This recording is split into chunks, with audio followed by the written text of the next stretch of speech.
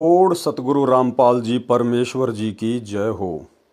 परम पिता परमात्मा सारी सृष्टि के रचनहार कुल मालिक असंख्य ब्रह्मांडों के स्वामी जगत गुरु तीनों लोकों में प्रवेश करके सबका भरण पोषण करने वाले राजाधिराज आत्माधार नाथों के नाथ देवों के देव महादेव सर्वेश्वर महेश्वर मृत्युंजय अजरो अमर आदि अनादि सनातनी प्रभु जगत पिता जगदीश्वर श्री श्री 1008 की उपाधि के वास्तविक अधिकारी अकाल मूरत शब्द स्वरूपी राम वासुदेव सर्वगतम ब्रह्म परम पूज्य प्रथम पूज्य परम संत परम पुरुष परम धनी परम दयालु सत्य कबीर हक्का कबीर अल्लाहु अकबर बाखबर अल्लाह ताला जगत के तारणहार जगत के मुक्तिदाता जगत के जगन्नाथ हारे के सहारे हिंदुओं के राम मुसलमानों के अल्लाह सिखों के वाहिगुरु ईसाइयों के मसीह दया के सागर दयानिधि करुणा के सागर करुणानिधि स्वयंभू परिभू संकट मोचन कष्ट हरण मंगल करण दुख भंजन अविगत कबीर निर्विकार निर्विषम परमात्मा अलय अलेख सतगुरु आदि अनादि सतगुरु असली मर्यादा पुरुषोत्तम असली राम असली कृष्ण असली घनश्याम असली मुरारी राजाओं के राजा महाराजाओं के महाराजा शहंशाहों के शहंशाह सम्राटों के सम्राट भगवानों के भगवान अल्लाहों के अल्लाह प्रभुओं के प्रभु मसीहाओं के मसीह सच्चे वाहिगुरु बाबाओं के बाबा पीरों के पीर सेठों के सेठ जगत सेठ सावड़सा सेठ सर्वगुण संपन्न अनंत कोटि कलाओं के स्वामी अनंत कोटि ब्रह्मांडों के नायक योगियों में महायोगी ध्यानियों में महाध्यानी सिद्धों में परम सिद्ध ज्ञानियों में तत्वज्ञानी ब्रह्म ज्ञानी महाज्ञानी परम ज्ञानी सर्वश्रेष्ठ ज्ञानी विज्ञानी युवा कबीर समर्थ कबीर असमवात अमित ओझा सच्चे रहनुमा करीम अल्लाह सुभान अल्लाह दुनिया के अंतिम पैगंबर 8 सितंबर 1951 से गांव धनाना जिला सोनीपत हरियाणा भारतवर्ष की पावन भूमि पे प्रकट रियल कल की भगवान श्री नारायण साकार हरि शब्द स्वरूपी राम संत श्रोमणी सतगुरु रामपाल जी परमेश्वर जी के चरण कमल में साध संगति से जुड़े हुए हम सभी देश विदेश में बैठे हुए सतसेवक भाई बहनों की तरफ से अनंत कोटि दंडवत प्रणाम। सत्साई भाई और बहनों, दया परमपिता परमेश्वर जी की, सारी सृष्टि के पालनकर्ता की, सारी सृष्टि के रचयिता की, सारी सृष्टि के सृजनहार की सतगुरु रामपाल जी परमेश्वर जी की, यही वो परमेश्वर है जिसे हिंदू अपना भगवान कहते हैं। यही वो परमेश्वर है जिसे मुसलमान अपना अल्लाह कहते हैं। और यही वो परमेश्वर है जिसे ईसाई अपना मसीहा और सिख भाई अपना वाहे गुरु कहते हैं। और जितने भी व्यक्ति जिनको भी अपना इष्ट मानकर पूजते हैं, माई मसाणी सेठ शीतला भैरव भूत हनुमंत या अन्य देवी देवता, उन देवी देवताओं के रूप में भी उन आत्माओं की रक्षा और सुरक्षा उनके संस्कार आधार से यही परमपिता परमेश्वर सतगुरु रामपाल जी भगवान करते हैं। तो आज आप और हमारा सौभाग्य है कि जिस समय वो परमात्मा इस कलयुग की बिचली पीढ़ी में 8 सितंबर 1951 के दिन सशरीर प्रकट हुए गांव धनाना जिला सोनीपत हरियाणा में, हम आम लोगों की चरम दृष्टि को धोखा देते हुए, काल के साथ में आंख में चोली खेलते हुए एक माता के गर्भ से आने की लीला की। और आज परमेश्वर ने अपने तत्व ज्ञान से ये साबित कर दिया कि सतगुरु रामपाल जी के अलावा इस पूरी सृष्टि में अन्य कोई परमेश्वर नहीं है, अन्य कोई भगवान अल्लाह मौला नहीं है। ये स्वयं कबीर देव हैं, कबीर देव जो सतगुरु के चोले में धरती पे प्रकट हैं। हम आत्माओं को अपना तत्व ज्ञान दे रहे हैं, हमारे आत्म कल्याण के लिए चिंतित हैं। और वर्तमान में अपने मिशन के तहत, अपनी लीला के तहत सन 2014 से हिसार की छोटी जेल में बैठे हुए हैं। और समय आने पर, जो समय युग परिवर्तन का होगा, महाविनाश का होगा, जो समय 2028 निश्चित किया हुआ है भविष्य वक्ताओं ने भी और स्वयं पूर्ण परमेश्वर सतगुरु रामपाल जी ने भी अपनी ज्ञान गंगा पुस्तक में नास्त्रदमस की भविष्यवाणी में 2028 युग परिवर्तन का समय स्पष्ट रूप में लिखा हुआ है। तो उस समय भाइयों और बहनों, इसी परमेश्वर को, सतगुरु रामपाल जी को, जिन्हें दुनिया आज भूल बैठी है अपनी आध्यात्मिक अज्ञानता के चलते, इसी परमेश्वर को आने वाले युग परिवर्तन के समय में, जब हर प्रकार से देश दुनिया में त्राहिमाम मचा होगा, हर देश में युद्ध, गृह युद्ध, महायुद्ध जैसी स्थितियां, अन्य प्राकृतिक आपदाएं, बाढ़, भूकंप, अनावृष्टि, अतिवृष्टि, ओलावृष्टि, उस समय देश दुनिया के लीडर, देश दुनिया के नेता अपने आप को बचाने के लिए, अपने देश को बचाने के लिए, देशवासियों को बचाने के लिए इसी परमपिता परमेश्वर सतगुरु रामपाल जी के घुटनों में, इसी परमपिता परमेश्वर सतगुरु रामपाल जी के चरणों में अपने घुटने टेकेंगे और बाइज्जत अपने कंधों पर बैठाकर ढोल नगाड़े बजाते हुए स्वागत के साथ उन्हें हिसार जेल से बाहर लेके आएंगे। अन्यथा इस प्रकार से हिसार जेल में बैठे हुए सतगुरु रामपाल जी को ये दुनिया परमेश्वर के रूप में नहीं मानने वाली, नहीं जानने वाली। कुछ बड़ा होगा, और इतना बड़ा होगा जो दुनिया वालों की कल्पना से बाहर है। उसके बाद किसी भी धर्म के मानने वाले को, आज चाहे वो कितना ही अपने आप में कट्टर बन के बैठा हो, सतगुरु रामपाल जी के अलावा दूसरा कोई परमात्मा, कोई भगवान, कोई गॉड, कोई अल्लाह, कोई वाहिगुरु दिखाई ही नहीं देगा। तो भाई और बहनों, आप और हमारा सौभाग्य है। दुनिया जिस कल की भगवान को यूट्यूब पर ढूंढ रही है, दुनिया भर के नकली कल की आए दिन अपने आप को कल की घोषित करते रहते हैं और यूट्यूब चैनल पर इंटरव्यू के दौरान अपनी बेइज्जती करवा करवा के अपने घर को लौट जाते हैं।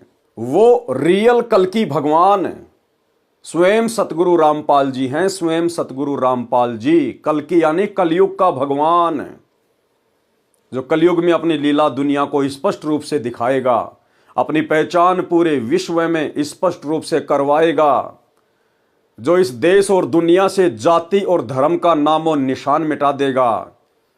केवल सबकी जाति एक ही होगी, जीव हमारी जाति है और मानव धर्म हमारा हिंदू, मुस्लिम, सिख, ईसाई धर्म नहीं कोई न्यारा, जो देश दुनिया की सरहदों को मिटा देगा। पूरे विश्व में जितने भी देश हैं, जितनी भी आर्मी लगी हुई है, ये परमेश्वर सारी सेना को वहां से हटवा देंगे, पूरे विश्व को एक कर देंगे। कोई किसी का दुश्मन नहीं होगा, कोई किसी का शत्रु नहीं होगा, कोई किसी की जमीन पर या देश पर किसी भी प्रकार का कोई आक्रमण नहीं करेगा, कब्जा नहीं करेगा। सभी को अपने परमपिता परमेश्वर का पता चल जाएगा, ये मनुष्य जन्म प्राप्त करने के मकसद का पता चल जाएगा कि ये मनुष्य जन्म हमें इन जमीन के टुकड़ों के लिए मार काट करने के लिए नहीं मिला, ये मनुष्य जन्म हमें मोक्ष प्राप्ति के लिए मिला है। और मोक्ष प्राप्त करवाने वाला भगवान केवल सृष्टि में एक ही है, जो वर्तमान में हरियाणा में गांव धनाना, जिला सोनीपत में सतगुरु रामपाल जी के रूप में सशरीर प्रकट हैं, क्योंकि ये स्वयंभू परमात्मा है। ये किसी माँ के गर्भ से जन्म लेके नहीं आता। लीला ये परमात्मा कुछ भी कर सकता है, हम जीवात्माओं की चरम दृष्टि को धोखा देते हुए। लेकिन ये परमेश्वर था, परमेश्वर है और परमेश्वर रहेगा।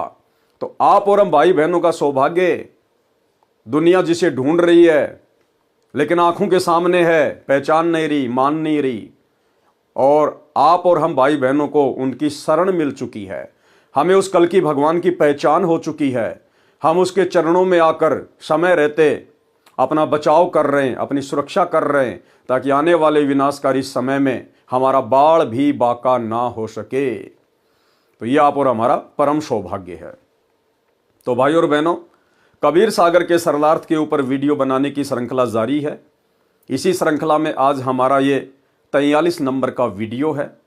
प्रत्येक वीडियो में सतगुरुदेव भगवान हमें कुछ न कुछ शिक्षा अवश्य उपलब्ध करवाते हैं, जिस आध्यात्मिक गूढ़ जानकारी को जानकर समझकर आप और हमारा आत्मविश्वास, दृढ़ता गुरुदेव भगवान के चरणों में दृढ़ होती रहती है।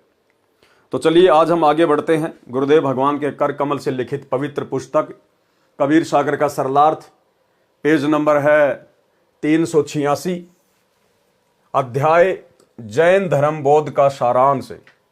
यानी जैन धर्म की शुरुआत कहां से हुई है, किसने की थी, और जैन धर्म वर्तमान में क्या है, क्या उसमें मोक्ष प्राप्त किया जा सकता है या बिल्कुल पाखंड चल रहा है अन्य धर्मों की तरह। कुछ विस्तृत जानकारी और संक्षेप में गुरुदेव भगवान हमें उपलब्ध करवा रहे हैं। अध्याय जैन धर्म बौद्ध का सारांश। कबीर सागर में 31वां अध्याय जैन धर्म बौद्ध, पेज नंबर 45, 1389 पर है। परमेश्वर कबीर जी ने जैन धर्म की जानकारी इस प्रकार बताई है। अयोध्या का राजा नाभिराज था, उसका पुत्र ऋषभ देव था जो अयोध्या का राजा बना। हिंदू धर्म से संबंधित भाई बहनों को केवल नॉर्मल सी जानकारी है कि पहले राजा खड़ग था, फिर राजा दलीप था, फिर राजा दशरथ था, फिर उसका बेटा रामचंद्र आया। बस केवल इतनी जानकारी है। गुरुदेव भगवान कह रहे हैं कि अयोध्या का राजा नाभिराज था। नाभिराज, उसका पुत्र था ऋषभदेव। ऋषभदेव जो सतयुग में अयोध्या का राजा बना।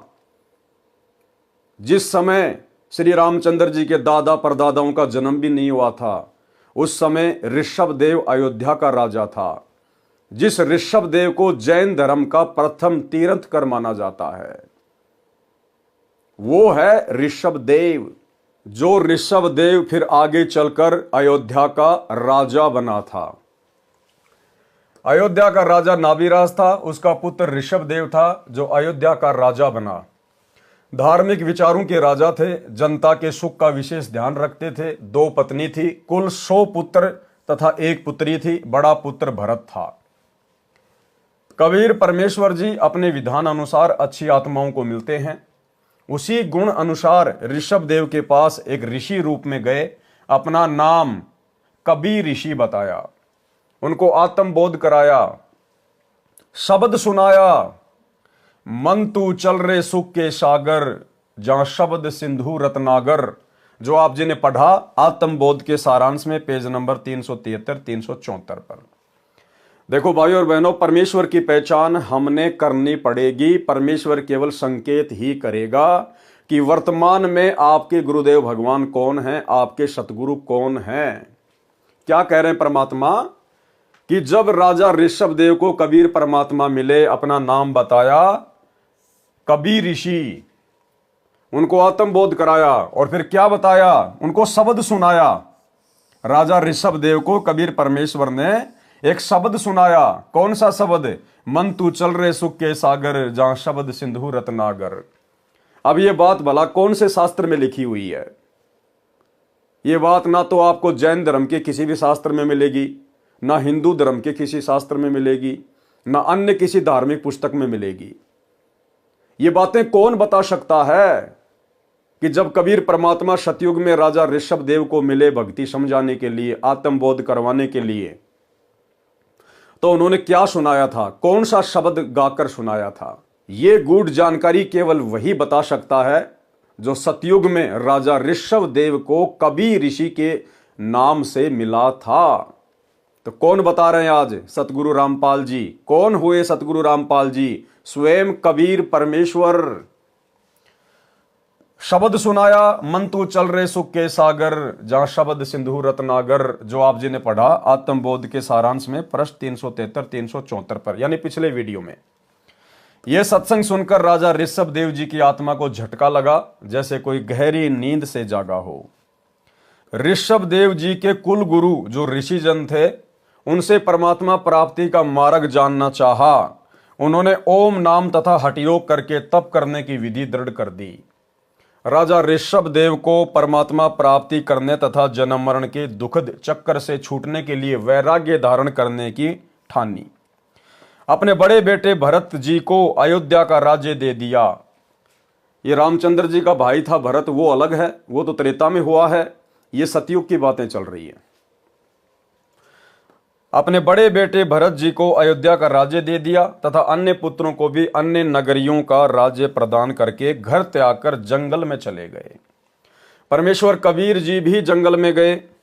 परमेश्वर कबीर जी जंगल में ऋषभदेव जी से फिर मिले और कहा कि हे भोली आत्मा, आसमान से गिरे और खजूर पर अटके, ये वाली बात चरितार्थ कर दी। यानी परमेश्वर ने कहा कि देख, मैं तेरे को मिला था, कबीर ऋषि के रूप में तेरे पास में आया था, मैंने तेरे को आत्मबोध कराया था, तेरे को सतलोक की जानकारी दी थी, तेरे को मैंने असली भक्ति बताई थी, और अब तू अपने कुल गुरुओं के चक्कर में आकर, उन नकली ऋषियों के चक्कर में आकर, जो केवल अपना पेट भरने के लिए, तेरे से दान दक्षिणा लेने के लिए तेरे को गुमराह करके बैठे हुए हैं, तो उनके चक्कर में आ गया और हमारी वाली भक्ति को त्याग दिया, तूने छोड़ दिया। और ये डले ढोने के लिए, ये व्यर्थ की साधना करके अपना जीवन बर्बाद करने के लिए तू राज्य त्याग कर वैराग्य धारण करके जंगल में भटक रहा है। लेकिन परमेश्वर ने बताया कि वो ऋषभ देव इस कदर उन गुरुओं के द्वारा भ्रमित हो चुका था कि उसने परमात्मा की एक भी बात नहीं मानी और परमात्मा वहां से चले गए। राज्य त्याग कर जंगल में निवास किया, परंतु साधना पूर्ण मोक्ष की प्राप्त नहीं हुई। ये तो जन्म मरण का चक्कर में रहने वाली साधना आप कर रहे हो। मेरे पास सत्य साधना है, आप मेरे से दीक्षा ले लो, आपका जन्म मरण सदा के लिए समाप्त हो जाएगा। तो ऋषभ देव जी ने क्या कहा? ऋषभ देव जी अपने गुरु जी के बताए मार्ग को पूर्ण रूप से सत्य मान चुके थे। उन नकली ऋषियों के द्वारा बताए गए भक्ति मार्ग को सत्य मान चुके थे। इसलिए उन्होंने कभी ऋषि की बातों पर विशेष ध्यान नहीं दिया। ध्यान देना भक्तों पॉइंट के ऊपर। इसलिए उन्होंने कभी ऋषि की बातों पर विशेष ध्यान नहीं दिया, यानी परमात्मा की बातों पर विशेष ध्यान नहीं दिया। प्रभु कबीर देव चले गए। भाई और बहनों, ये नियम है परमात्मा का, क्योंकि काल के साथ परमेश्वर का एग्रीमेंट है, उनका वचन है। काल ने कहा था कि आप नीचे जाओगे, अपना ज्ञान प्रचार करोगे, आत्माओं को सतलोक की जानकारी दोगे, सत भक्ति बताओगे।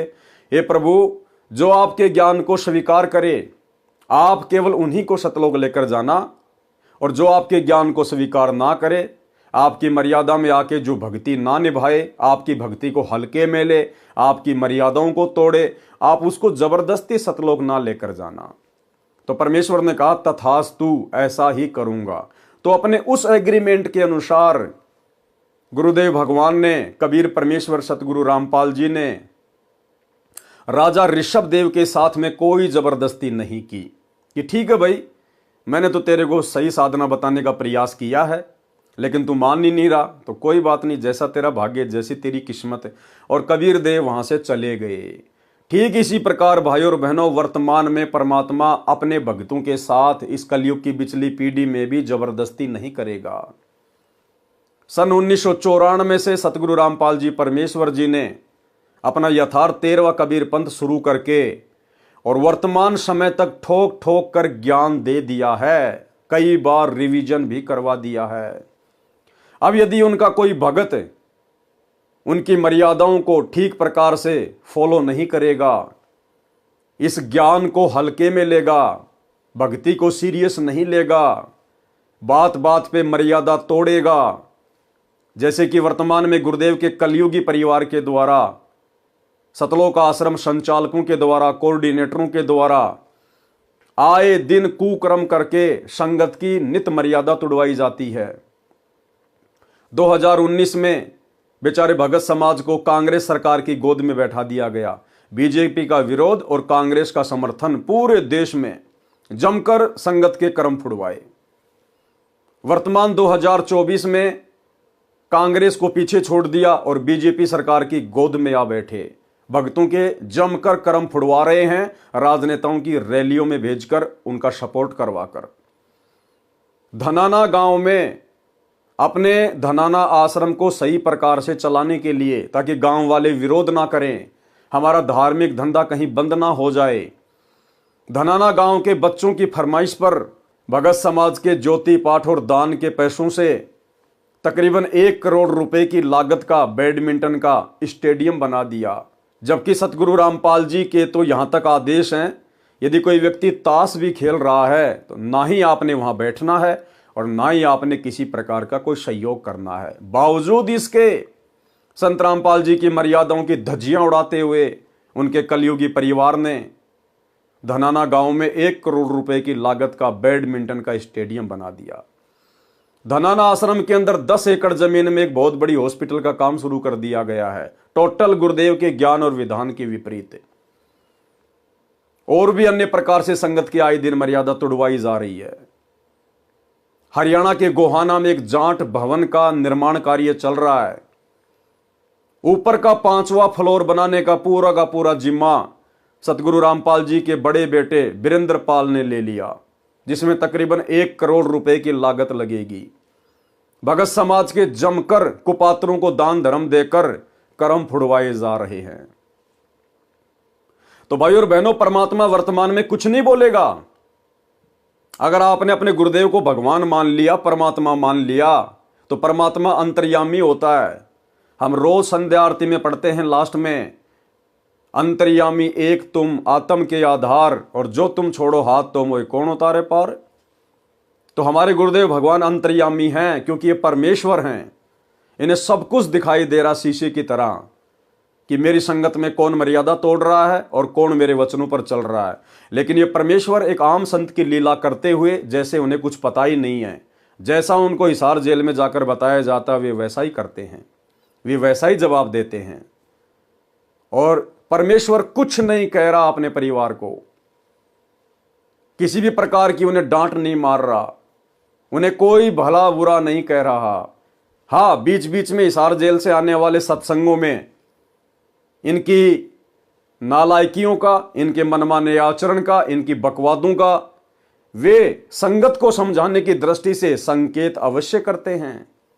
जैसा कि ऑडियो नंबर 67 में सतगुरु रामपाल जी ने स्पष्ट कर दिया कि आश्रम से जुड़े हुए भगत बिल्कुल भी मर्यादा में नहीं है, जगत वालों से भी गए गुजरे हैं, जगत वालों से भी गए गुजरे, अपनी गुरु बहनों को भी नहीं छोड़ रहे, उनके साथ में भी घटिया हरकतें, गंदी हरकतें कर रहे हैं। और स्पष्ट कर दिया गुरुदेव ने कि तुम पक्के काल के एजेंट बन चुके हो, पक्के काल के एजेंट। ये 2 मिनट की ऑडियो सुन लीजिए। भाई और बहनों, कहने का मतलब है अंतर्यामी परमात्मा सब कुछ देख रहा है, लेकिन 2014 बरवाला कांड के बाद से ये भक्तों की परीक्षा का समय चल रहा है। परमात्मा अपनी तरफ से कुछ भी नहीं कहेगा। जो जैसा वर्तमान में बीज बोएगा, उनके ज्ञान को जिसने जैसा समझा होगा, आने वाले समय में वो भगत वैसी ही अपने कर्मों की फसल काटेगा। इसलिए उन्होंने कबीर ऋषि की बातों पर विशेष ध्यान नहीं दिया।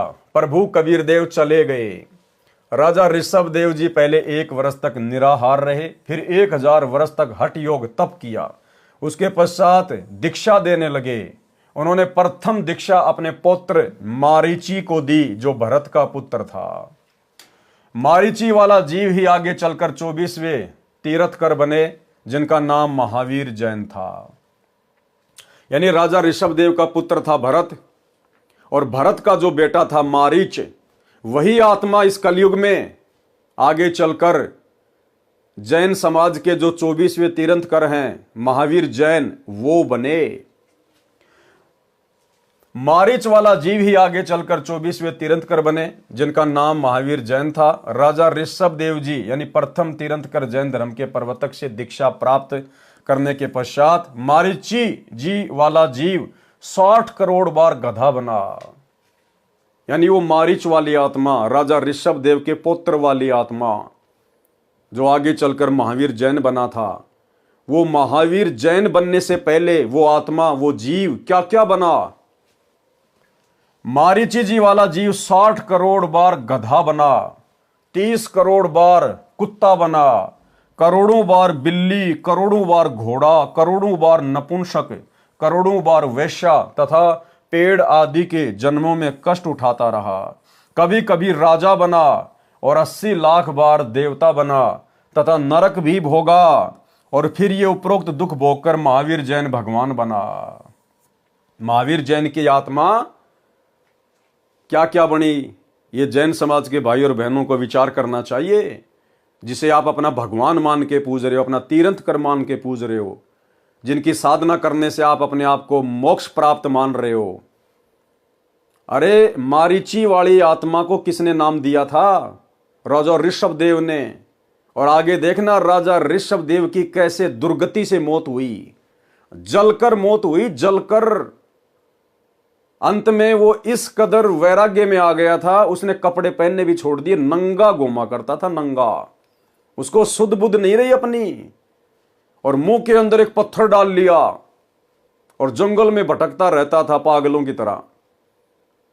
एक समय जंगल में आग लग गई, उस आग में जल के और दर्दनाक अकाल मौत मरा ऋषभ देव, जैन धर्म का प्रथम तीर्थंकर। तो फिर महावीर जैन क्या होंगे? महावीर जैन के पास में क्या भक्ति होगी, क्या साधना होगी? और महावीर जैन ने तो फिर आगे चलकर जैन धर्म में 363 पाखंड मत चलाए। 363 पाखंड।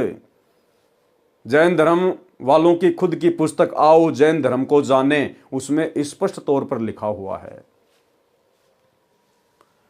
मारीची जी वाला जीव 60 करोड़ बार गधा बना, 30 करोड़ बार कुत्ता बना, करोड़ों बार बिल्ली, करोड़ों बार घोड़ा, करोड़ों बार नपुंसक, करोड़ों बार वेश्या तथा वृक्षों आदि के जन्मों में कष्ट उठाता रहा।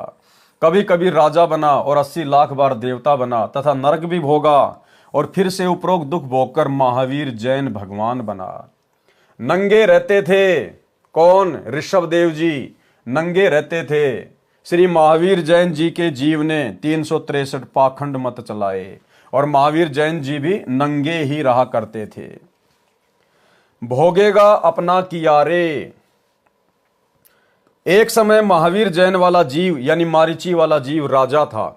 अब गुरुदेव भगवान हमें महावीर जैन का एक जीवन बता रहे हैं कि भगवान महावीर बनने से पहले वो एक राजा था।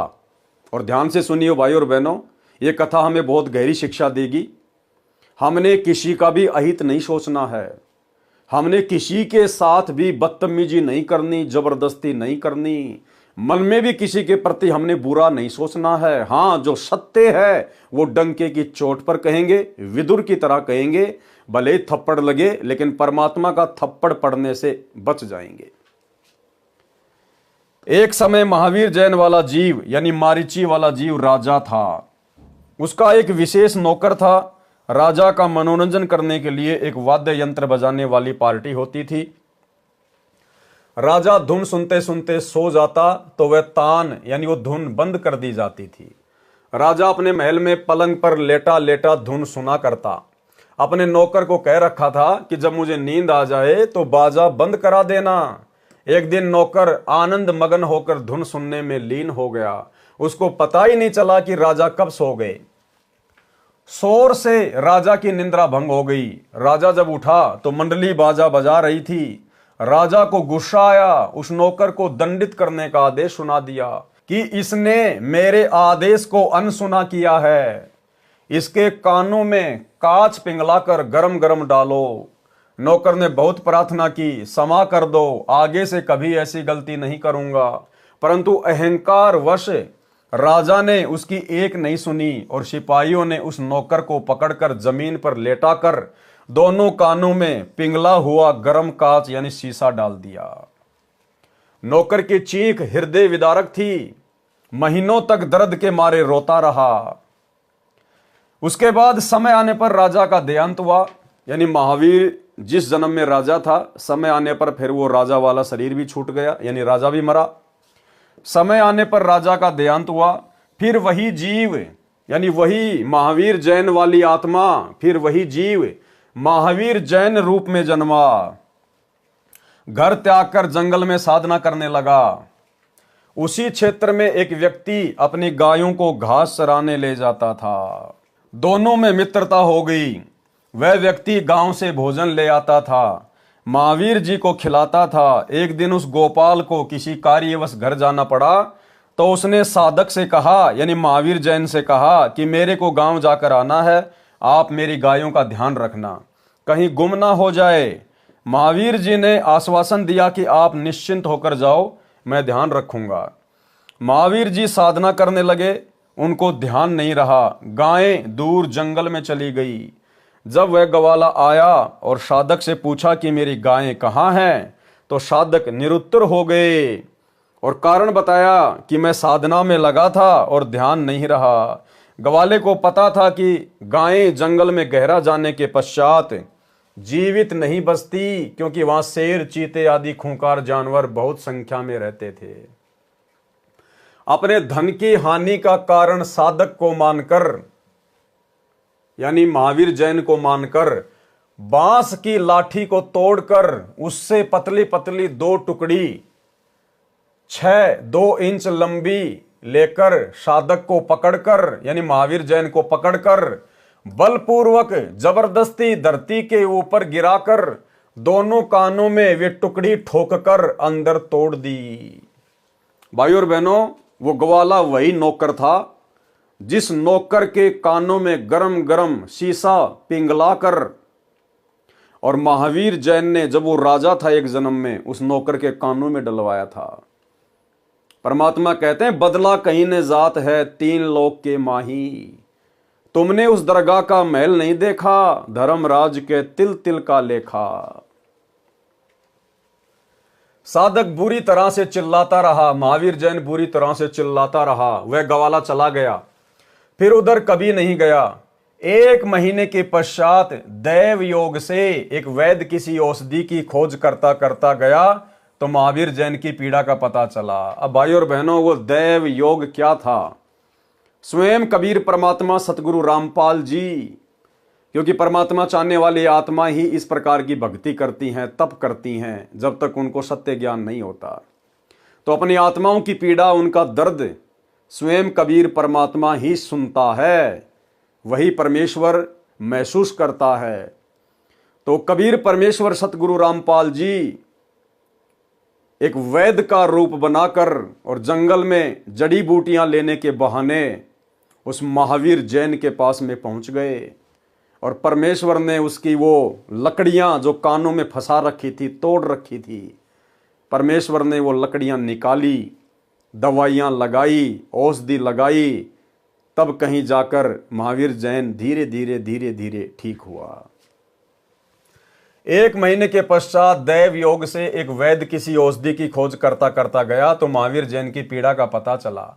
उसने साधक के कानों से वे फाटकी निकाली तो लकड़ी की सड़ी, यानी बांस के फटने से उसमें पतली पतली सुई जैसी नुकीली सीख बन जाती हैं, उनको सली कहते हैं।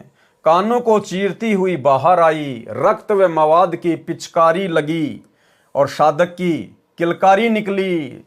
महावीर जैन रोने लगा बुरी तरह से, यानी महावीर जी बुरी तरह चिल्लाए।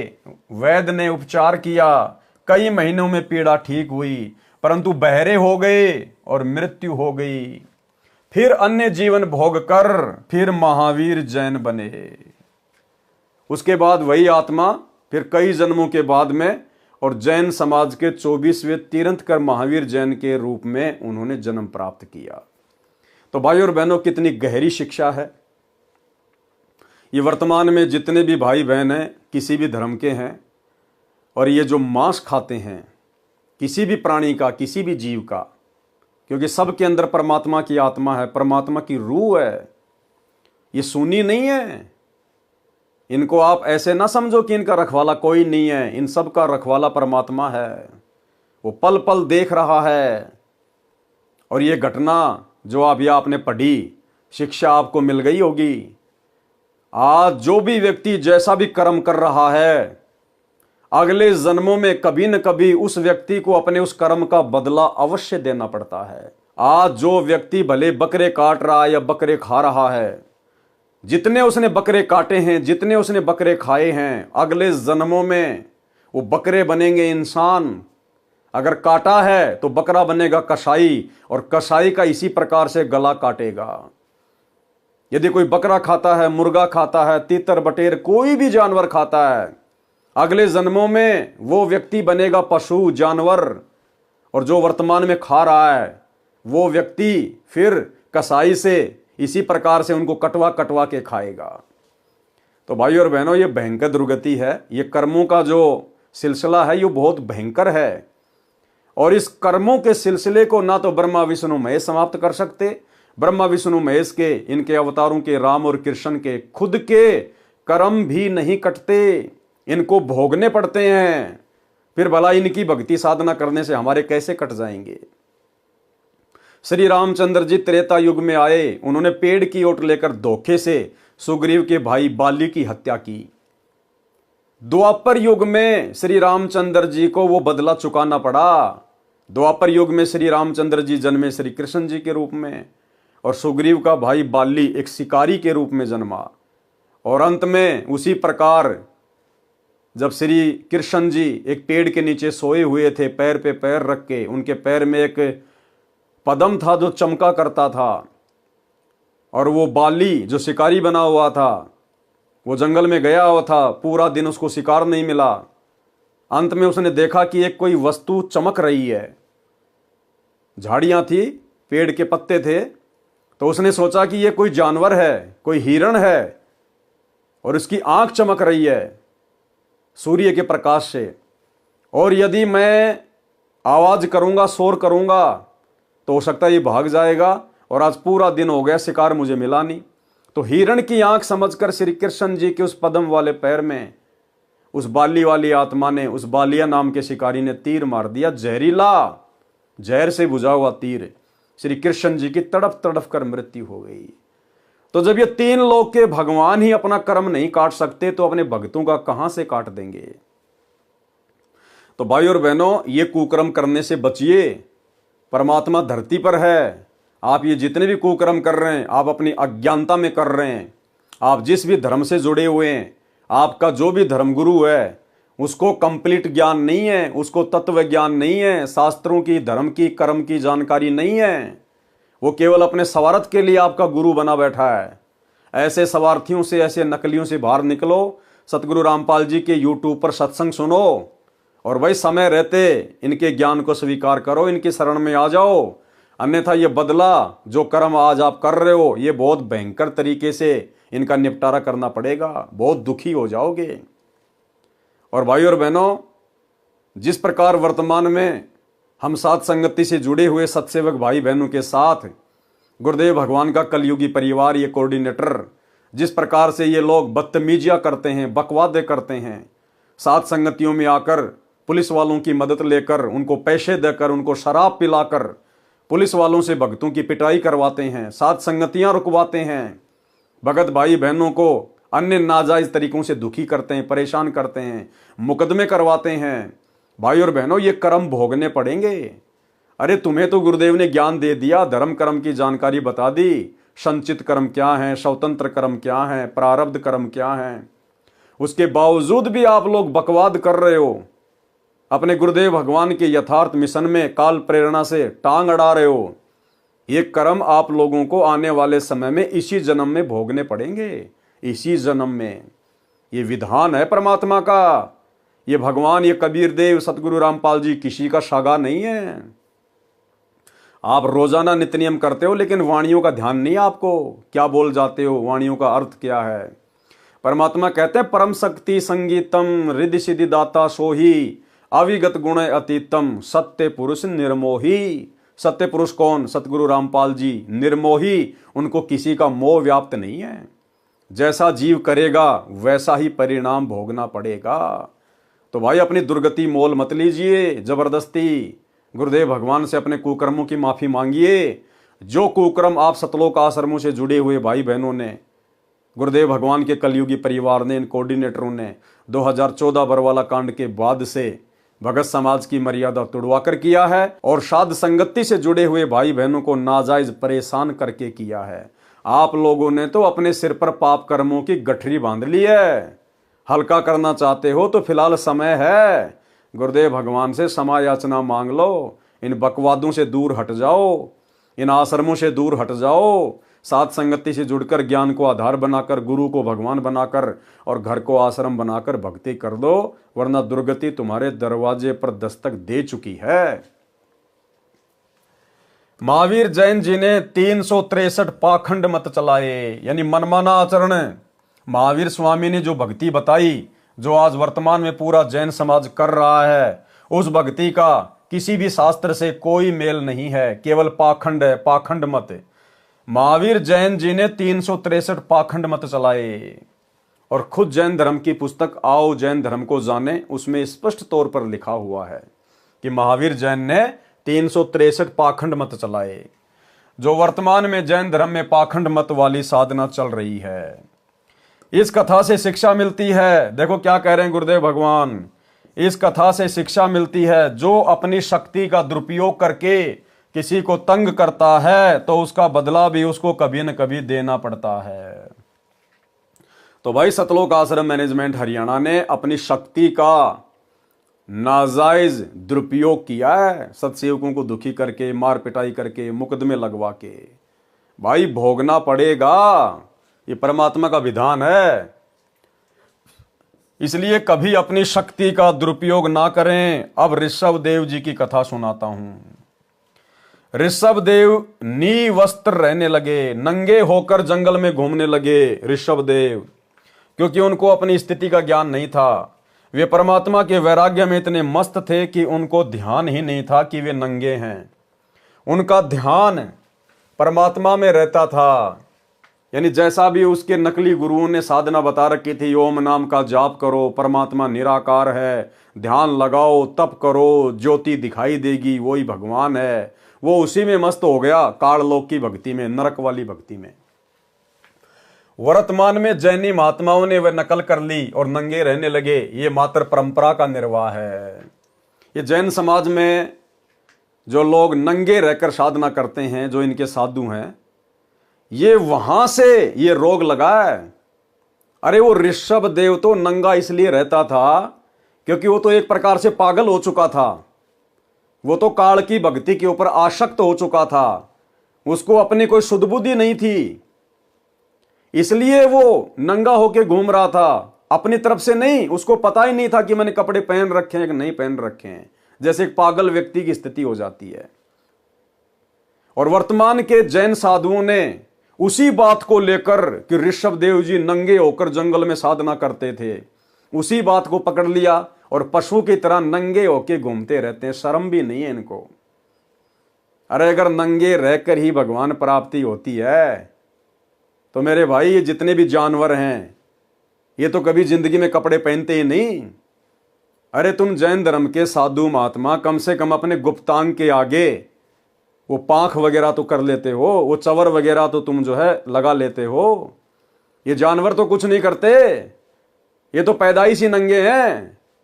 तो ये तो तुमसे पहले मोक्ष प्राप्त करेंगे। अगर नंगा रहकर फिरने से ही भगवान मिलता है तो भाई ये पाखंड है, पाखंड, मनमाना आचरण है। इस प्रकार नंगा रहकर घूमने से परमात्मा प्राप्ति नहीं होती। हमें परमेश्वर ने मनुष्य जन्म दिया है, हम जानवर नहीं है, पशु नहीं है। और ये मनुष्य जन्म क्यों दिया है? ताकि हम जानवरों जैसी हरकतें ना करें।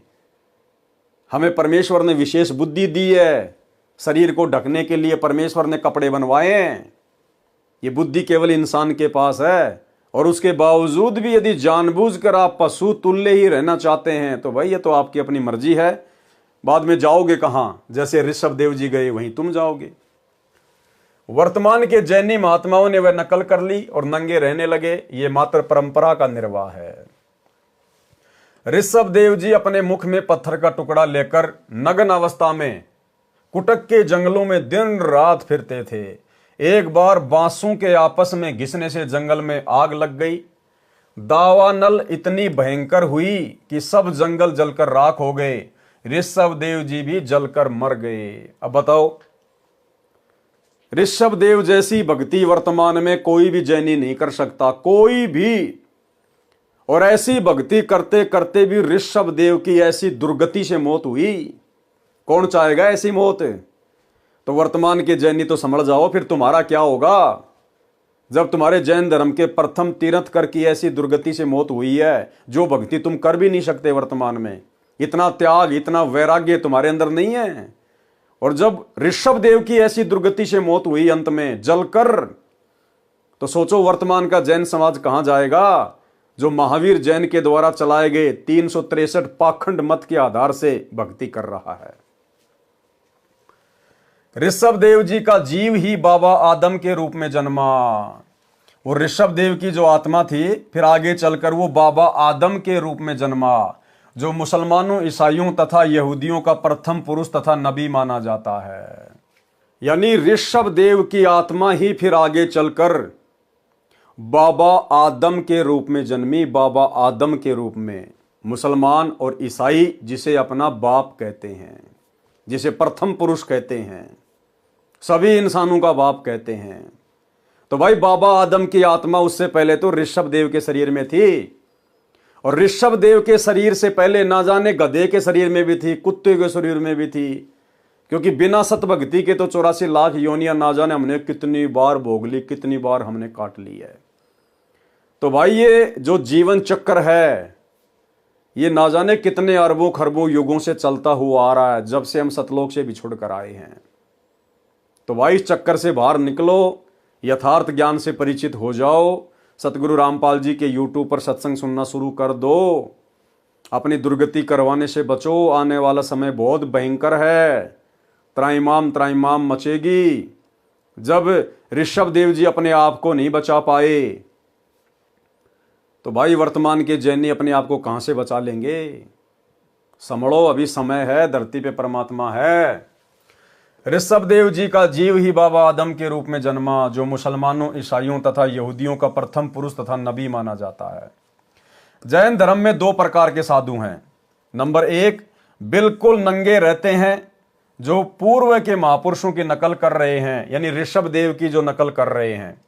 जैन धर्म की स्त्री पुरुष, युवा, लड़के लड़कियां, बच्चे वृद्ध सब उन नंगे साधुओं की पूजा करते हैं। अब भाई और बहनों, विचार करने की बात है। जो जैन धर्म से जुड़े हुए भाई बहन हैं उनको विचार करना चाहिए। आपके जैन धर्म में जितने भी नंगे साधु महात्मा हैं वो नंगे होकर क्यों फिर रहे हैं, क्यों इतनी परेशानियां उठा रहे हैं? अपने मोक्ष के लिए, अपनी आत्मा के कल्याण के लिए। इसीलिए तो वो इतना तप करते हैं, नंगे रहते हैं, ऐसी साधना कर रहे हैं। यानी जैन धर्म में उन साधुओं की तरह नंगा होकर आजीवन रहने से ही मोक्ष प्राप्त किया जा सकता है, आत्मा का कल्याण करवाया जा सकता है। और जितने भी जैन धर्म के श्रद्धालु स्त्री या पुरुष उन नंगे साधुओं के पास में जाते हैं, किस लिए? अपनी आत्मा के कल्याण के लिए, अपना मोक्ष करवाने के लिए। तो भाइयों, तुम्हारा मोक्ष हो कैसे जाएगा? अरे जब तुम्हारे गुरु, तुम्हारे साधु संत अपने मोक्ष के लिए नंगे होकर इतनी घोर तपस्या कर रहे हैं, ऐसी साधना कर रहे हैं, क्योंकि उनके अनुसार तो इसी प्रकार से मोक्ष प्राप्त किया जा सकता है। तो भाई जैन धर्म की बाकी जो स्त्रियां हैं, जो पुरुष हैं, वो भाई जींस पहनने से, सफारी सूट पहनने से, माता बहनें साड़ी पहनने से, सलवार सूट पहनकर भक्ति करने से कैसे पार हो जाएंगी? अगर जैन धर्म के उन भक्तों को भी मोक्ष प्राप्त करना है तो भाई अपने साधु संतों की तरह नंगा होके रहना पड़ेगा, नंगा होके। अन्यथा ना तो वो स्त्रियां मोक्ष प्राप्त कर सकती हैं जो पूरे शरीर पर कपड़े पहनती हैं, ना जैन धर्म के व्यक्ति मोक्ष प्राप्त कर सकते हैं जो पूरे कपड़े पहनते हैं। क्योंकि तुम्हारे गुरु नंगे किस लिए रहते हैं? पूर्ण मोक्ष प्राप्त करने के लिए, ताकि दोबारा से जन्म मरण में ना आना पड़े, गधे कुत्ते सुअर ना बनना पड़े। तो भाई तुम लोग फिर कपड़े पहन के और उन साधुओं की सेवा करके तुम कैसे मोक्ष प्राप्त कर लोगे? अरे विधि तो वही अपनानी पड़ेगी। अगर गुरु के पेट में दर्द है और गोली खाने से ठीक हुआ है तो भाई चेले और चेलियों को भी गोली खानी पड़ेगी जब पेट में दर्द होगा। तो जिस प्रकार से नंगे होकर तुम्हारे गुरु भक्ति कर रहे हैं, आप जैन धर्म के स्त्री पुरुषों ने भी यदि मोक्ष प्राप्त करना है तो उनकी तरह आजीवन नंगा रह के ही भक्ति करनी पड़ेगी। अन्यथा भाई ढोंग कर रहे हो, पाखंड कर रहे हो, भक्ति का ड्रामा कर रहे हो, ऐसे परमात्मा नहीं मिलेगा। फिर बिल्कुल नंगे रहते हैं, जो पूर्व के महापुरुषों की नकल कर रहे हैं। जैन धर्म की स्त्री पुरुष, युवा, लड़के लड़कियां, बच्चे वृद्ध सब उन नंगे साधुओं की पूजा करते हैं। इनको दिगंबर साधु कहा जाता है। दिगंबर यानी जो शरीर पर वस्त्र नहीं पहनते उनको दिगंबर कहते हैं। इनमें स्त्रियों को साधु नहीं बनाया जाता। तो बताओ फिर स्त्रियां कैसे पार होंगी? विचारणीय विषय है कि क्या स्त्री को मोक्ष नहीं चाहिए? यदि आपका मार्ग सत्य है तो स्त्रियों को भी करो नंगा, निकालो जुलूस। सच्चाई को न मानकर मात्र परंपरा का निर्वाह करने से परमात्मा प्राप्ति नहीं होती। गुरुदेव भगवान लिख रहे हैं, क्या जैन धर्म की औरतों को मोक्ष नहीं चाहिए क्या? अगर चाहिए तो करो उनको भी नंगा और निकालो जुलूस सरेआम रोडों पर, क्योंकि तुम्हारे गुरु भी नंगे होके घूम रहे मोक्ष के लिए। तो जो साधना गुरु कर रहा है, चेले चेलों ने भी तो वैसी करनी पड़ेगी। तो परमात्मा कह रहे हैं भैया फिर जैन धर्म की स्त्री और पुरुष सभी नंगे होकर और इसी प्रकार से चलो, ऐसी साधना करो जैसे तुम्हारे वो नंगे गुरु कर रहे हैं। दूसरे नंबर के जो साधु होते हैं जैन धर्म में वो हैं श्वेतांबर। दूसरे साधु श्वेतांबर हैं, वे सफेद वस्त्र, मुख पर कपड़े की पट्टी रखते हैं। इसमें स्त्रियां भी साधु हैं, क्योंकि उनको कपड़े पहनने की छूट है, इसलिए औरतें भी साधु बन गई। अगर श्वेतांबर पंथ में कपड़े पहनने की छूट नहीं होती तो औरतें कभी भी साधु नहीं बनती। तो ये तो देखा देखी है, मनमाना आचरण है, पाखंड चल रहा है। मारीची जी के जीव ने प्रथम तिरंत कर ऋषभ देव जी से दीक्षा लेकर साधना की थी। जो ऋषभ देव जी की बताई साधना विधि थी, उसके परिणाम स्वरूप गधा, कुत्ता, घोड़ा, बिल्ली, धोबी, वैश्या का जीवन भोगा और स्वर्ग नरक में भटके। फिर महावीर जैन बने। महावीर जैन ने तो किसी से दीक्षा भी नहीं ली थी, यानी गुरु ही नहीं बनाया था महावीर जैन ने। उन्होंने तो मनमाना आचरण करके साधना की, जिसको गीता अध्याय 16 श्लोक 23-24 में व्यर्थ बताया है। कबीर जी ने कहा है कि गुरु बिन माला फेरते, गुरु बिन देते दान, और गुरु बिन दोनों निष्फल है। भाई पूछो वेद पुराण। इसी कारण से महावीर जी का मोक्ष संभव नहीं है। महावीर जी ने अपने अनुभव से 363 पाखंड मत चलाए, जो वर्तमान में जैन धर्म में प्रचलित है। 363 प्रकार के पाखंड मत, यानी 363 प्रकार की उल्टी सीधी साधना भक्ति वर्तमान के जैनियों को बताकर वे चले गए। तो भाई वर्तमान का जैन समाज तो पूरी तरह से पाखंड के ऊपर बैठा हुआ, पाखंड के ऊपर। इस साधना से तुम्हारा 7 जन्म भी मोक्ष नहीं हो सकता। और भाई और बहनों, वर्तमान में महावीर जैन की नकल कर रहा है सतलोक आश्रम मैनेजमेंट हरियाणा। सतगुरु रामपाल जी के बेटा बेटी, भाई बंधु, रिश्तेदार, आश्रमों से जुड़े हुए कोऑर्डिनेटर क्या कह रहे हैं गुरुदेव? महावीर जी ने अपने अनुभव से, यानी जैसा भी उनको अनुभव हुआ, जो भी उनके अंदर काल प्रेरणा से विचार उत्पन्न हुए, महावीर जी ने अपने अनुभव से 363 पाखंड मत चलाए, जो वर्तमान में जैन धर्म में प्रचलित हैं। सतगुरु रामपाल जी परमेश्वर जी के द्वारा पिछले 27 वर्षों से इतना अनमोल ज्ञान देने के बाद, इतना निर्मल ज्ञान देने के बाद, दाना दाना गिना दिया उन्होंने। मोक्ष क्या है, मर्यादा क्या है, भक्ति क्या है, कर्म कुकर्म क्या है, लाभ हानि क्या होती है, सावधानियां क्या हैं। उसके बावजूद भी 2014 में उनके जेल जाने के बाद उनके कलयुगी परिवार ने, उनके बेटा बेटियों ने, इन कोऑर्डिनेटरों ने संगत में ना जाने सैकड़ों प्रकार के पाखंड मत चला दिए, सैकड़ों प्रकार के पाखंड मत। 2019 में कांग्रेस का समर्थन, कांग्रेस को वोट डलवा दिए। वर्तमान 24 में बीजेपी का समर्थन, बीजेपी को वोट डलवा दिए। धनाना गांव में 1 करोड़ रुपए की लागत से बैडमिंटन का स्टेडियम बना दिया। सतलोक आश्रम धनाना में 10 एकड़ जमीन में हॉस्पिटल का काम शुरू कर दिया। धनाना गांव वालों के लिए कबड्डी के मैच करवाए जाते हैं। गुरुदेव का बड़ा लड़का 31 हजार रुपये ट्रॉफी में देता है। धनाना गांव वालों के लिए फ्री में एम्बुलेंस चला दी। धनाना गांव वालों के लिए फ्री में बसें चला दी। रोडें बनाई जा रही है भक्तों को मजदूर बना के। गोहाना जाट भवन निर्माण कार्य में 1 करोड़ रुपए का सहयोग किया जा रहा है। ऊपर का पूरा धर्मशाला का फ्लोर बनाया जा रहा है। धनाना आश्रम के अंदर और अन्य आश्रमों के अंदर मिट्टी के गधे बना दिए, बैल बना दिए, गायें बना दी। कबीर जी का झोपड़ा बना दिया। मिट्टी खोद खोद के जेसीपी से पहाड़ बना दिए। जुलाहों का कुआं बना दिया। लहर तारा तालाब बना दिया। केवल संगत के मनोरंजन के लिए, संगत को खुश करने के लिए, संगत का मन बहलाने के लिए कि संगत आती रहेगी, हमें ज्योति पाठ और दान का पैसा देती रहेगी। आश्रम में रक्तदान, दे दान के कैंप लगवा दिए जाते हैं। दुनिया भर का पाखंड, जिस प्रकार महावीर जैन ने 363 प्रकार के पाखंड मत चलाए, तो भाइयों और बहनों, वर्तमान में गुरुदेव के जेल जाने के बाद उनके कलयुगी परिवार ने, इन कोऑर्डिनेटरों ने कम से कम 100 प्रकार के पाखंड मत तो संगत से करवाए हैं।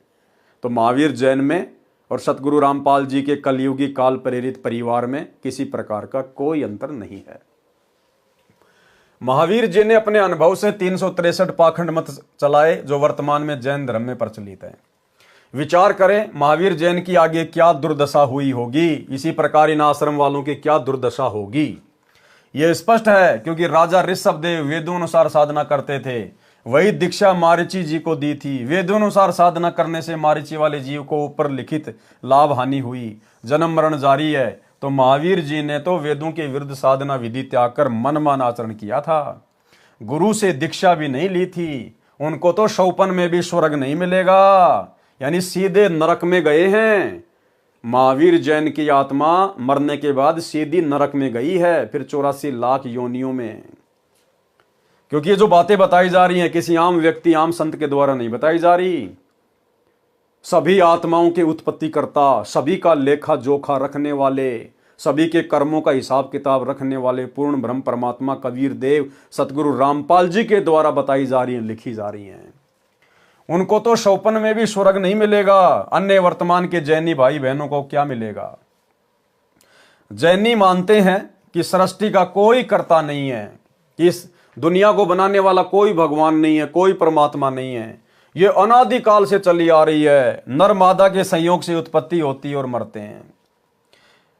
जैनी मूर्ति पूजा में विश्वास रखते हैं, किसी परमात्मा की मूर्ति नहीं रखते, जिनको हिंदू समाज प्रभु मानता है, जैसे श्री विष्णु जी, श्री शिव जी, श्री ब्रह्मा जी या देवी जी। ये अपने तीर्थंकर को ही प्रभु मानते हैं, उन्हीं की मूर्ति मंदिरों में रखते हैं। ओम मंत्र का स्वरूप तथा उच्चारण बिगाड़कर ओंकार को रणोकार बनाकर जाप करते हैं। जो स्त्री या पुरुष श्वेतांबरों से दीक्षा लेता है, उनके सिर तथा दाढ़ी के बाल हाथों से नोच नोच कर उखाड़ते हैं। अब बताओ, ऐसे बाल खींच खींच के पाड़ने से भगवान मिलता है क्या? कौन से शास्त्र में लिखा हुआ है? अरे ऋषभ देव जो था वो तो एक प्रकार से पागल हो गया था, उसको तो वैराग्य हो गया था, उसको शुद्ध बुद्धि नहीं थी अपनी, नंगा होके घूमता था, अपने बाल वगैरह नोचता था, पाड़ता था, जैसे कोई पागल व्यक्ति ऐसी हरकतें करता है। तो वर्तमान का जो जैन समाज है उन्हीं से शिक्षा लेकर कि हमारे जो प्रथम तीर्थकर थे उन्होंने इस प्रकार से भक्ति की थी और वैसी भक्ति करेंगे तो ही हमारा भला होगा। ना भला उनका हुआ, ना भला आपका होने वाला। उनके सिर तथा दाढ़ी के बाल हाथों से नोच नोच कर उखाड़ते हैं। महान पीड़ा होती है, भक्ति में शरीर को अधिक कष्ट देना लाभदायक मानते हैं। इस तरह की साधना तथा विधान निराधार तथा नरकदायक है। मोक्ष तो शौपन में भी नहीं है, मोक्ष तो शौपन में भी नहीं है। अगर इस प्रकार से बाल उखाड़ने से, अरे भाई दो औरतें किसी बात को लेके आपस में झगड़ने लगें और एक दूसरे के बालों को खींच खींच के नोच नोच के अगर पाड़ पाड़ के फेंकेंगी तो क्या उनका मोक्ष हो जाएगा? क्या ऐसा करने से क्या मोक्ष हो जाएगा? अरे भैया, इस प्रकार का त्याग तो बेचारे जानवर भी करते हैं। बकरा भी अपना गला कटवाता है। आप जैन समाज के लोग तो खाली अपने बाल ही नोच रहे हो, वो बकरा तो बेचारा अपनी गर्दन कटवा देता है। उसके तो शरीर की खाल उधेड़ी जाती है, बाल तो छोड़िए। तो क्या उसका मोक्ष हो जाएगा बकरे का? तुम तो खाली बाल ही नोचते हो, वो बकरा तो अपनी खाल नुचवा रहा है। तो भाई इस प्रकार की साधना से मोक्ष नहीं है, ये पाखंड है, पाखंड। असली तीर्थकर धरती पर सतगुरु रामपाल जी के रूप में प्रकट है। यूट्यूब पर सत्संग सुनना शुरू कर दीजिए। नहीं भाई, दुर्गति दरवाजे पे खड़ी है। जैसे ही मनुष्य शरीर छूटा, सीधा नरक और गधे कुत्ते की योनि जैसे महावीर जैन जी को प्राप्त हुई। इस तरह की साधना तथा विधान निराधार नरकदायक है, मोक्ष तो शौपन में भी नहीं है। जैनियों का विधान है कि सृष्टि को रचने वाला कोई नहीं है, नर मादा से उत्पन्न होते हैं, मरते रहते हैं। ये पढ़कर गीता अध्याय 16 श्लोक 8-9 याद आया। जैनी मानते हैं कि सृष्टि का कोई रचयिता नहीं है, स्त्री और पुरुष से, नर मादा से ऐसे उत्पत्ति होती है। अरे तो नर और मादा भी तो कहीं से उत्पन्न हुए होंगे। चलो तुम देख रहे हो कि बच्चे नर और मादा से उत्पन्न होते हैं, अरे तो शुरुआत में वो नर और मादा भी तो कहीं से उत्पन्न हुई होगी। वो कहां से आए थे? सबसे पहले जो नर और मादा थे उनको किसने उत्पन्न किया?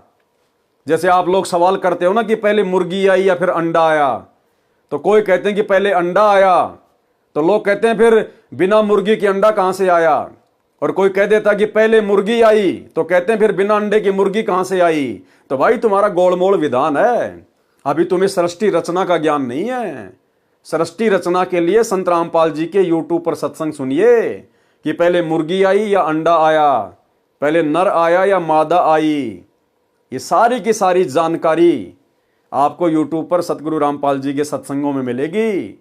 सृष्टि रचना संत रामपाल जी महाराज, यूट्यूब पर जाकर इस प्रकार से सर्च करेंगे, आपको सृष्टि रचना के अनेकों वीडियो दिखाई देंगे, उनको सुनिए। परमाणु के साथ में है।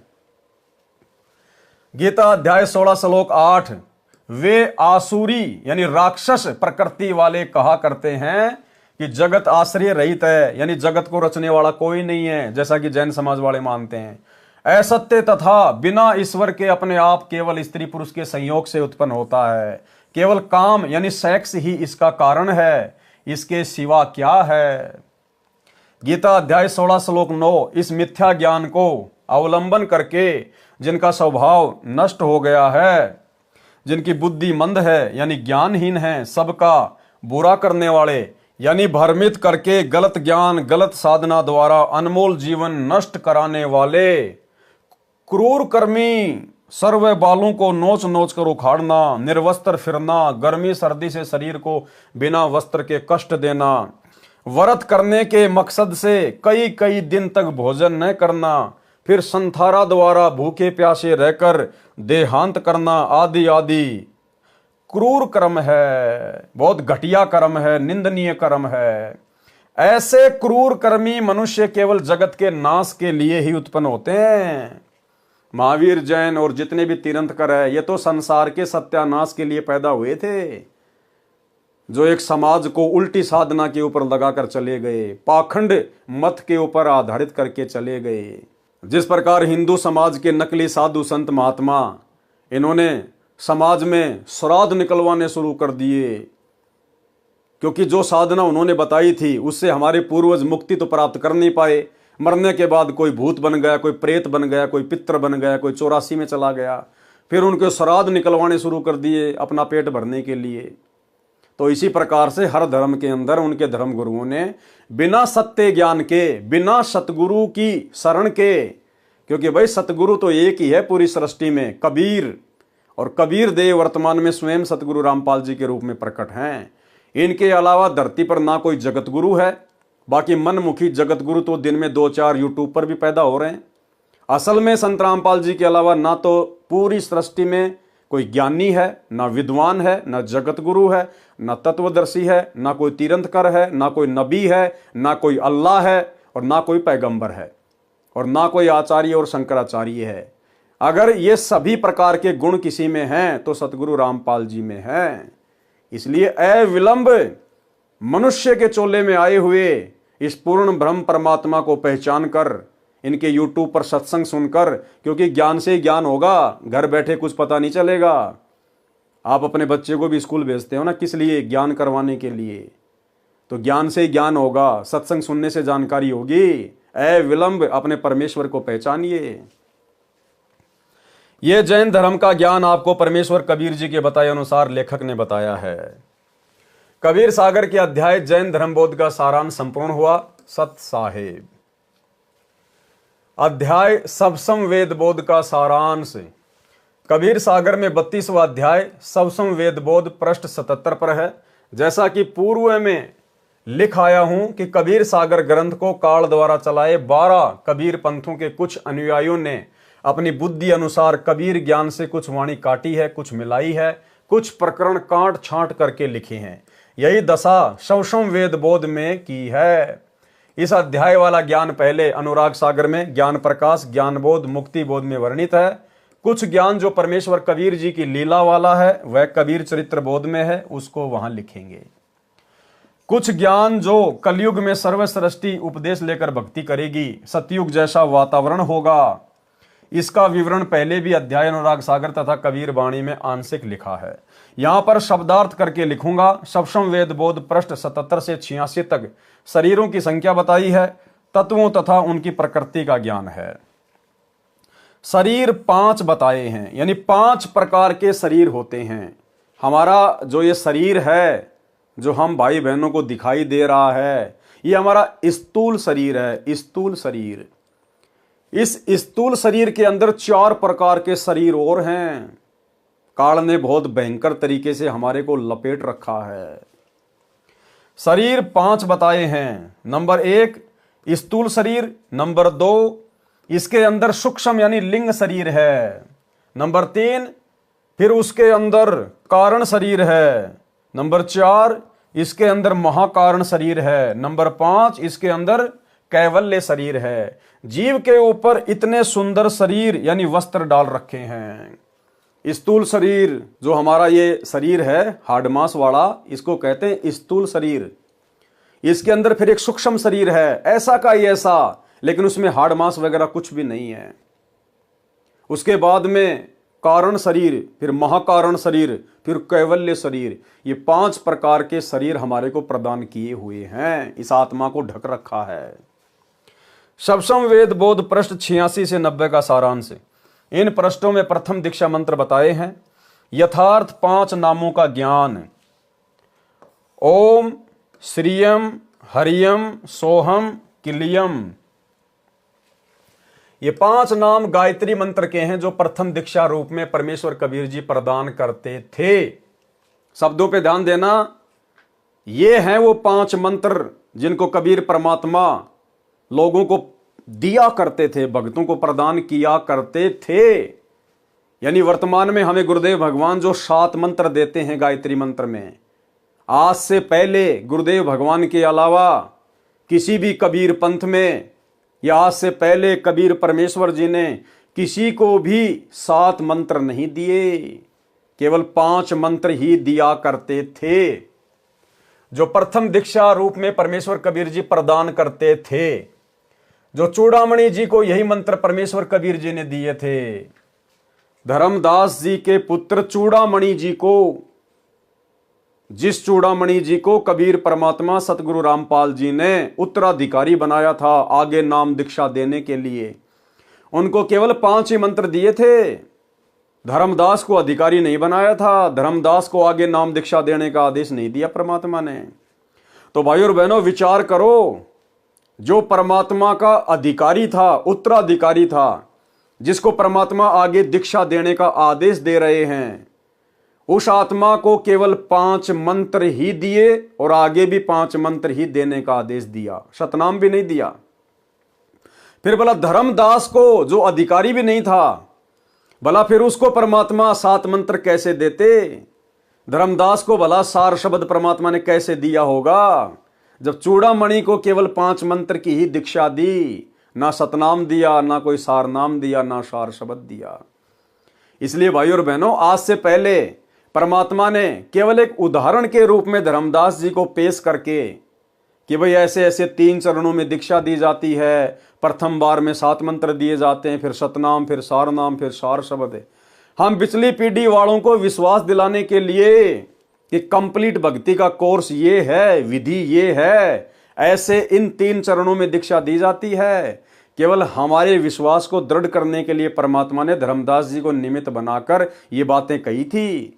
बाकी धर्मदास जी को परमात्मा ने सार नाम दिया नहीं, प्रथम मंत्र भी कंप्लीट नहीं दिया था धर्मदास जी को, क्योंकि जो उत्तराधिकारी था, जिसको परमात्मा ने उत्तराधिकारी बनाया, चूड़ामणि जी को, जब उनको ही खाली 5 मंत्र दिए थे, तो भला धर्मदास जी जो उत्तराधिकारी नहीं थे उनको कैसे पूरा कोर्स देंगे? जो चूड़ामणि जी को यही मंत्र परमेश्वर कबीर जी ने दिए थे तथा आगे इन्हीं को दीक्षा रूप में देने का आदेश दिया था। ये मंत्र शरीर में बने कमलों में विराजमान 5 देवी देवताओं के हैं। नंबर 1, मूल कमल में गणेश देव है, इनका किलियम जाप है। नंबर 2, अधिष्ठान यानी संत भाषा में स्वाद कमल में सावित्री ब्रह्मा जी है, इनका ओम नाम जाप है। नंबर 3, नाभि कमल में लक्ष्मी विष्णु जी हैं, इनका हरियम जाप है। नंबर 4, हृदय कमल में पार्वती शिव जी हैं, इनका सोहम जाप है। नंबर 5, कंठ कमल में देवी दुर्गा जी हैं, इनका श्रीयम जाप है। किसी भगत भाई बहनों को ये मंत्र सुनकर गलतफहमी ना हो जाए कि भाई मंत्र तो लिखे हुए हैं, क्यों ना हम इन मंत्रों को जाप करने लग जाएं। चाहे कोई संकल्प वाला भाई बहन हो या जो व्यक्ति अभी केवल संत रामपाल जी के सत्संग ही सुन रहा है, लेकिन मर्यादा ना निभाने की वजह से फिलहाल दीक्षा नहीं ले पा रहा, तो उनको लगे कि यार ये मंत्र तो लिखे हुए हैं, क्यों ना हम इन मंत्रों का जाप कर दें। चाहे सुबह से लेकर शाम तक पूरी जिंदगी जाप करते रहना, जब तक अधिकारी से आदेश लेकर, अधिकारी की आज्ञा लेकर और अधिकारी से ही ये मंत्र नहीं लोगे, तब तक ये मंत्र काम नहीं करते, उल्टा नुकसान करते हैं, उल्टा नुकसान। आप बिना किसी डॉक्टर के परामर्श के, बिना किसी डॉक्टर की सलाह के और केमिस्ट की दुकान में जाकर, मेडिकल की दुकान पर जाकर, जहां पर लाखों करोड़ों दवाइयां हैं, आप उनमें से कोई भी दवाई उठा के खाने लग जाओ कि ये तो दवाई तो है, और कहते हैं कि दवाई से रोग कटेगा।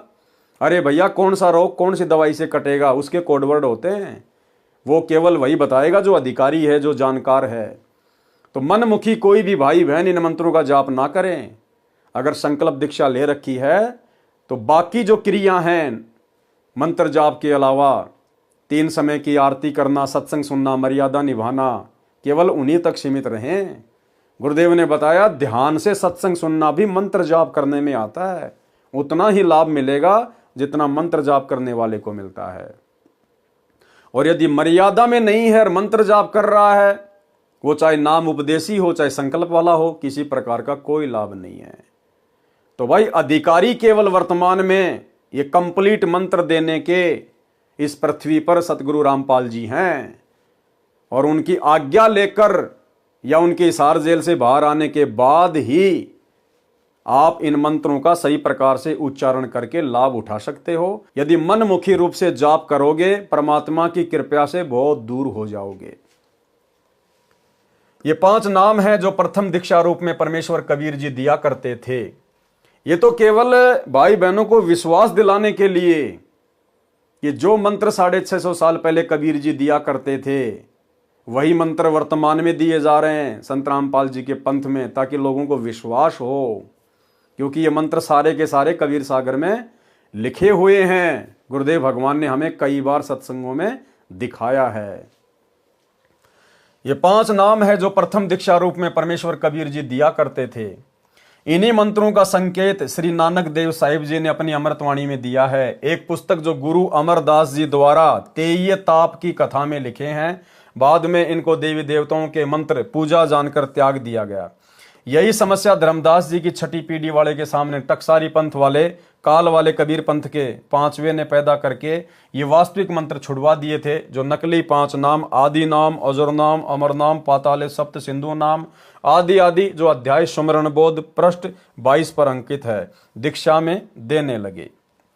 परमेश्वर कबीर जी ने कहा था कि जिस समय कलयुग का दूसरा चरण भक्ति का चलेगा, तब 7 नाम का प्रथम मंत्र दिया जाया करेगा। क्या कहा था परमात्मा ने 650 साल पहले? कि भाई जो कंप्लीट प्रथम मंत्र में जो 7 नाम हैं, वो तो जब कलयुग की बिचली पीढ़ी चल जाएगी, भक्ति युग शुरू हो जाएगा, यानी आज का समय, उस समय ये 7 मंत्र दिया करेंगे। इसका मतलब आज से पहले 7 मंत्र किसी को भी नहीं मिले। केवल सतगुरु रामपाल जी ने, इस कबीर परमात्मा ने ही इस कलयुग की बिचली पीढ़ी में ये 7 नाम की दीक्षा अपने भक्तों को देनी थी। परमेश्वर कबीर जी ने कहा था कि जिस समय कलयुग का दूसरा चरण भक्ति का चलेगा, तब 7 नाम का प्रथम मंत्र दिया जाया करेगा, और शतनाम तथा सार नाम देकर सर्व उपदेशियों को मुक्त करेंगे। जो मर्यादा में रहेंगे अंत तक वे मुक्त होंगे, बकवाद करने वाले नहीं, इन आश्रमों से जुड़कर राजनीति करने वाले नहीं, स्टेडियम बनाने वाले नहीं, हॉस्पिटल बनाने वाले नहीं, जाट भवन बनवाने वाले नहीं, हिंदुओं के साथ मिलकर मुसलमानों का विरोध करने वाले नहीं, धनाना आश्रम में तरह तरह के पाखंड शुरू करने वाले नहीं, धनाना गांव वालों के लिए बस चलाकर, एम्बुलेंस चलाकर, रोडे बनवाकर चापलूसी करने वाले नहीं, गंदी राजनीति करने वाले नहीं, रक्तदान दे दान में पड़े हुए लोग नहीं। वही पार होगा जो अंत तक मर्यादा में रहेगा और अपनी भक्ति सफल करेगा। जो 13वां कबीर पंथ चलेगा, तब संपूर्ण मंत्र उपदेशी को दिए जाएंगे। अब देखो, संपूर्ण मंत्र यानी प्रथम मंत्र, फिर दूसरा सतनाम, तीसरा सारनाम और चौथी अवस्था में सार शब्द, ये कब दिए जाएंगे? जब 13वां कबीर पंथ चलेगा, तब संपूर्ण मंत्र उपदेशी को दिए जाएंगे। अब तक मूल ज्ञान तथा मूल शब्द यानी सार शब्द छुपा के रखना था। तो बताओ धर्मदास जी को कब दे दिया, किसने दे दिया? गुरुदेव जो बार बार कहते हैं ना कि धर्मदास को सार शब्द दिया, सार नाम दिया, परमात्मा ने नकली बंदूक पकड़ा रखी थी, क्योंकि परमात्मा ने यह प्रमाणित करना था कि बिचली पीढ़ी वालों को विश्वास हो जाए कि हाँ, किस प्रकार से दीक्षा दी जाती है, क्या क्या वो मंत्र हैं, कितने चरणों में दीक्षा दी जाती है। केवल एक प्रमाण के रूप में परमेश्वर ने धर्मदास जी को नकली बंदूक पकड़ाई थी। जब 13वां कबीर पंथ चलेगा तब संपूर्ण मंत्र उपदेशी को दिए जाएंगे। तो भाई 13वां कबीर पंथ तो सन 1994 से सतगुरु रामपाल जी ने चलाया है, अब मिल रहा है वो कोर्स।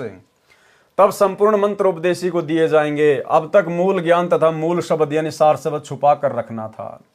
प्रमाण कबीर बाणी अध्याय में पृष्ठ 137 पर तथा अध्याय जीव धर्म बोध पृष्ठ 1937 पर कहा है, धर्मदास तो है लाख दुहाई, सार शब्द बाहर नहीं जाई।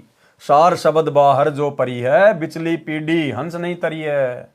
युगन युगन तुम सेवा कीनी, ता पीछे हम इहा पग दीनी। कोटि जन्म भक्ति जब कीन्या, सार शब्द तभी मैं दीन्या। अंकुरी जीव होए जो कोई, सार शब्द का अधिकारी होई। सत्य कबीर प्रमाण बखाना, ऐसे कठिन है पद निर्वाणा। इतनी आसानी से यह मंत्र नहीं मिलेगा सार नाम सार शब्द। जो अंकुरी हंस होगा, अंकुरी भगत होगा, केवल उसी के ऊपर दया होगी। गुरु को मानुष मानने वाले, दाढ़ी मूछ वाले, नकली कबीर को भगवान मानकर जून के महीने में कबीर प्रकट दिवस मनाने वाले, गुरु का 8 सितंबर के दिन अवतरण दिवस के नाम पर जन्मदिन मनाने वाले, गंदी राजनीति करने वाले, स्टेडियम बनाने वाले, तरह तरह के पाखंड करने वाले, वे अंकुरी हंस नहीं है, वे उस शब्द के अधिकारी नहीं है। यह वाणी जीव धर्म बोध पृष्ठ 1937 पर लिखी है। कबीर वाणी अध्याय में पृष्ठ 137 983 पर, धर्मदास मेरी लाख दुहाई, मूल शब्द बाहर ना जाई। पवित्र ज्ञान तुम जग में बाखो, मूल ज्ञान तुम गुप्त ही राखो। मूल ज्ञान जो बाहर पर ही, बिचली पीढ़ी हंस नहीं तरही। 33 अरब ज्ञान हम भाख्या, मूल ज्ञान गुप्त हम राख्या। कि हमने और हर प्रकार का ज्ञान दिया, 33 अरब वाणियां हमने बोली, लेकिन जो मोक्ष वाला ज्ञान है, जो मोक्ष वाली वाणियां हैं, जो मोक्ष मंत्र है, उनको हमने छुपा के रखा, गुप्त रखा। वो तो केवल सारा का सारा खजाना वर्तमान में बिचली पीढ़ी में खोलना था। 33 अरब ज्ञान हम भाख्या, मूल ज्ञान गुप्त ही राख्या। मूल ज्ञान तुम तब लग छिपाई, जब लग 12 पंथ ना मिट जाई। उपरोक्त अमृतवाणी के प्रमाण से स्पष्ट हुआ कि मूल ज्ञान यानी तत्व ज्ञान तथा सार शब्द अब छुपा कर रखना था। इसी पृष्ठ 137 983 कबीर वाणी में यह भी लिखा है, 12वें पंथ प्रगट होए वाणी, शब्द हमारे की निर्णय ठानी। यानी गरीबदास जी के 12वें पंथ में तो केवल परमात्मा की महिमा की वाणियां ही गाई जाएंगी। अस्थिर गर्म का मर्म न पावे, ये 12 पंथ हमी को ध्यावे। कबीर जी की वाणियों को आधार बनाकर 12वां पंथ भक्ति करेगा, लेकिन वास्तविक ज्ञान और वास्तविक मंत्र उन भक्तों को ना मिलने के कारण वो अस्थिर घर यानी सतलोक को प्राप्त नहीं कर पाएंगे। और 12वें पंथ हम ही चलावें। फिर कबीर परमात्मा ने कहा कि आगे चलकर 12वें पंथ में मैं खुद ही आऊंगा। और 17 फरवरी 1988 को सतगुरु रामपाल जी के रूप में कबीर परमात्मा 12वें पंथ में प्रवेश कर गए। आदरणीय राम देवानंद जी को, जिसे हम अपना दादा गुरु कहते हैं, गुरुदेव भगवान ने उनको अपना मुंह बोला गुरु बनाया लोक दिखावे में। जैसे 650 साल पहले कबीर परमेश्वर जी ने पंडित रामानंद जी को अपना मुंह बोला गुरु बनाया था। तो 1988 में सतगुरु रामपाल जी ने 12वें पंथ में प्रवेश किया। 12वें पंथ हम ही चलावें, सब पंथ मिटाकर एक पंथ चलावें। और गुरुदेव ने अब वो वास्तविक सार ज्ञान मूल ज्ञान देकर धोती सी धोके रख दी है सभी धर्मों के सभी धर्म गुरुओं की, आचार्य शंकराचार्यों की। किसी की भी औकात नहीं है शास्त्र आधार से संत रामपाल जी के साथ में ज्ञान चर्चा करने की। तो भाई बहनों, 12वें पंथ उसी दिन समाप्त हो गए थे जिस दिन सतगुरु रामपाल जी ने सन 1994 में दीक्षा देनी शुरू की थी। भावार्थ, 12वां पंथ संत गरीबदास जी का है। प्रमाण कबीर सागर में कबीर चरित्र बोध के पृष्ठ 1870 पर संत गरीबदास जी का जन्म विक्रमी संवत 1774 में सन 1717 में गांव छुडानी में हुआ। फिर उनका पंथ चला। सन 1988 में मुझदास का आध्यात्मिक जन्म संत गरीबदास जी यानी 12वें पंथ में हुआ। अर्थात स्वामी राम देवानंद जी गरीबदास ये संत से मुझे यानी मुझ रामपाल दास को 17 फरवरी 1988 को दीक्षा प्राप्त हुई। अब तक मूल ज्ञान यानी तत्व ज्ञान तथा सार शब्द मूल शब्द छुपा कर रखना था। अब देखो भाई और बहनों, क्या है ऊपरवाणी कि 12वें पंथ हम ही चलावें। धर्मदास जी के माध्यम से कबीर परमात्मा ने 650 साल पहले लिखाया था कि 12वें पंथ में हम ही चलावें, यानी मैं कबीर खुद ही चल के आऊंगा। अब वो कबीर खुद चल के कब आया 12वें पंथ में? 17 फरवरी 1988 को दीक्षा प्राप्त हुई। अब तक मूल ज्ञान यानी तत्व ज्ञान तथा सार शब्द, मूल शब्द छुपाकर रखना था। इससे सिद्ध है कि संत धर्मदास जी के पीढ़ी वालों के पास न तो तत्व ज्ञान था और न ही सार शब्द। ये दशा सभी कबीर पंथियों की है। अब जो नया 13वां पंथ चल रहा है, सभी नाम तथा तत्व ज्ञान सार्वजनिक किया जाएगा, यानी सभी को दिए जाएंगे। 7 नाम दिए जाएंगे, 7 नाम दिए जाएंगे। इसका मतलब आज से पहले 7 नाम किसी को नहीं दिए। 7 नाम तथा 5 नामों का प्रमाण कबीर सागर में ज्ञान स्थिति बोध पृष्ठ 85 तथा पृष्ठ 86 पर है। पृष्ठ 85 पर क्या लिखा है? मूल शब्द गुप्त है सारा। वो मूल शब्द, प्रथम मंत्र भी मूल शब्द है, सतनाम भी मूल शब्द है और सारनाम भी मूल शब्द है।